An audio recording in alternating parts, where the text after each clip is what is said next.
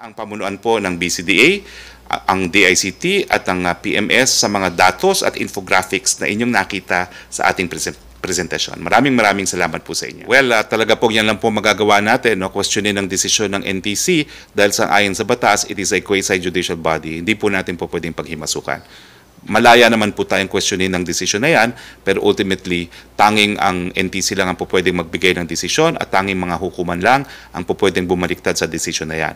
Pero sa tingin ko po, dahil bukas naman po ang Kongreso, ang solusyon, kinakailangan hingi ng ABS-CBN ang kanyang prangkisa sa ating Kongreso. Rinirespeto po natin ang desisyon ni Bishop, pero ang katotohanan po, bukas po ang Kongreso, bukas po ang ating Supreme Court at ating ibang mga hukuman.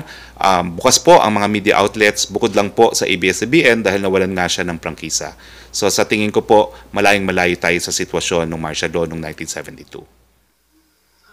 Second question niya, even Foreign Affairs Secretary Teddy Boylocson Jr. reacted on the shutdown of ABS-CBN, saying it's a shame for the National Telecommunications Commission and the House of Representatives. Ano po ang masasabi ng palasyo dito na maging opisyal ng gobyerno na naniniwalang kahihiyan umano sa NTC at Kamara ang ginawa sa ABS-CBN? Wala naman po kaming reaksyon dahil yan po ay personal na opinion ni Secretary Locsin. We leave it at that.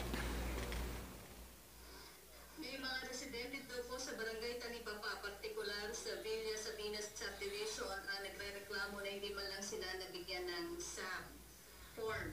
Ngayon ang distribution ng 8,000 na ayuda sa barangay Tanipapa, pero wala pa daw pong nag-iikot para mamigay ng form sa SAP. Ano po ang payo nyo sa kanila? Tumatawag daw po sila at nagte-text sa hotline ng barangay, pero wala naman daw pong response. Siguro dumiretso na po kayo sa DILG, no? Kay Undersecretary Dino dahil siya po ang Undersecretary for Barangay Affairs. Parating nyo po kay Undersecretary Dino yun yung reklamo. Ano ba yung next question? Okay,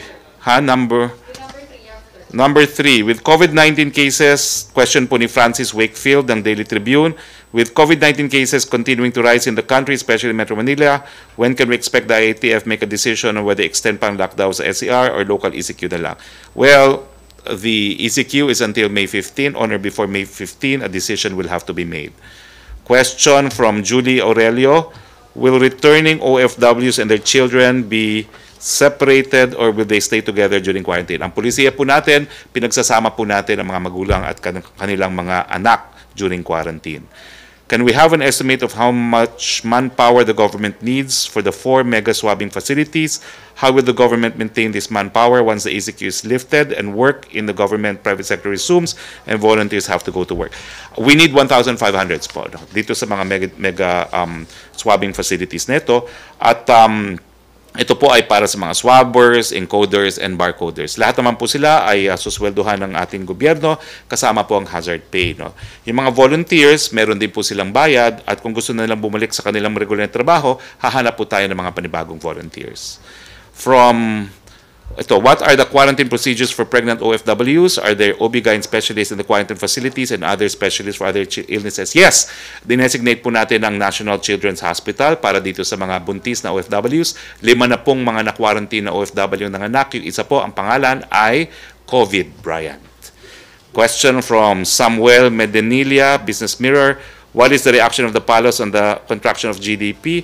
Well, of course, we regret it, but we're glad that it's a minimal contraction given that nag-ECQ na po tayo ng last 2 weeks of March, which is part of the first quarter. With the impact of the COVID-19 closure to the economy during the second quarter, is the government expecting a recession? Ang recession po kasi 3 consecutive quarters of decline in the GDP. We're hoping po that pursuant to the V strategy, baka naman po umakyat na by the time we hit the third quarter. We're hoping. How does the government plan to boost the GDP? Already answered po. We're relying on government spending through the Build program, and we're relying also on sound monetary policy. We're lowering interest rates, and we're asking banks to lower their hindi lang interest rate, meron pa isa, yung kanilang deposit, so that more money will be available in the economy. Question from Jeneline Kabiling, Manila Bulletin. Will the President sign into law or veto? Already answered po. Unless there's any further constitutional infirmity, I don't think he will veto. No? Pero depende po yan. Dahil speculative din yan, wala pa po yung bill or the law. No? Why has the President decided to keep a neutral stance on ABS-CBN? Why can't he openly declare his support for ABS-CBN, reopening to counter his previous stance against the network? Well, malinaw naman po yan. No? Independiente at co-equal branch of government ang Kongreso. Ayaw naman niyang diktahan. It's enough that he has cleared the air. He is now neutral as far as the franchise of ABS-CBN is concerned. How will you address criticism the government prefers the reopening of POGOs over ABS-CBN that employs thousands of workers? Naku, hindi po apples to apples yan. Ang POGOs po, ang kinikita natin dyan, 600 million a month in regulatory fees alone, no? 22 billion pesos a year in income, and 180 in withheld income tax alone. No? So, and of course, in terms of employment, 35,000 po ang Pilipino na nag-i-employo dyan sa mga POGOs. Pero importante po, yung kikitain natin sa POGO na mahigit 1 bilyon kada buwan ay pupunta po lahat sa COVID-19. So, since there are no further questions, I'm sorry we lost contact with Yusek Rocky, but thank you very much, Yusek Rocky. And maraming salamat, Pilipinas. As usual, keep safe and healthy. Ako po ang inyong sPoX, HaRrY RoQuE. Magandang tanghali po sa inyong lahat.